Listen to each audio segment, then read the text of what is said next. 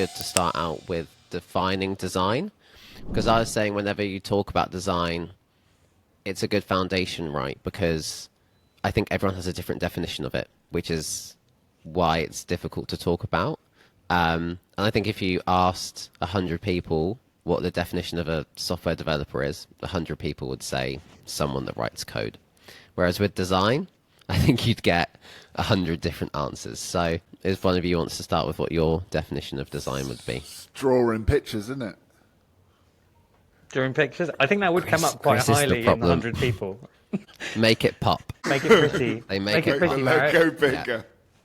How many of your Slack messages to each other were make it pretty, Marek, around like giving things across? Thankfully, none. Chris wasn't my direct manager.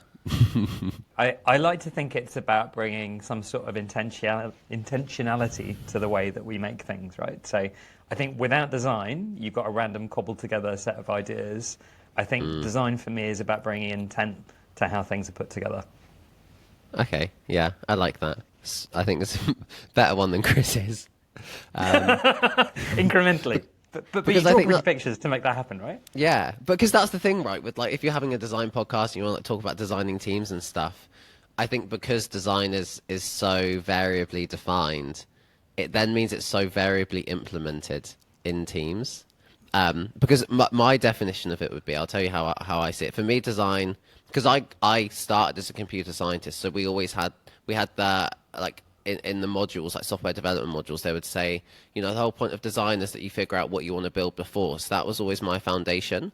And that's, I think, what a lot of it is about, like the wireframing, the iterations, making sure that what you spend the time developing and marketing is actually what you want to build.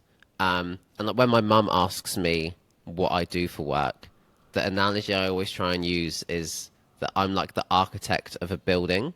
So the architect defines like what it should look like, and you go through those small clay models to figure it out before constructing it. Because once you construct it, if you want to change it, you've got to like knock the building down, right?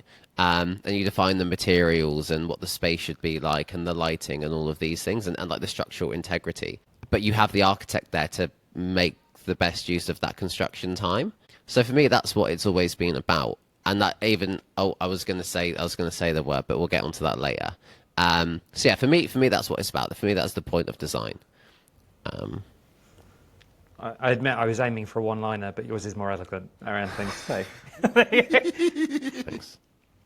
But it's funny, right? Because I was relating to Marek, and I came from the opposite end, right? In that my studies were design around things. I don't think we ever got asked to define what it was that we were doing around things. There was just an underlying assumption you kind of knew. And I think you're dead right, Marek. That like probably assuming people know what you're talking about when you say design is a leap too far for most humans generally, and certainly in like organizations where you're asking people to interact and make something together.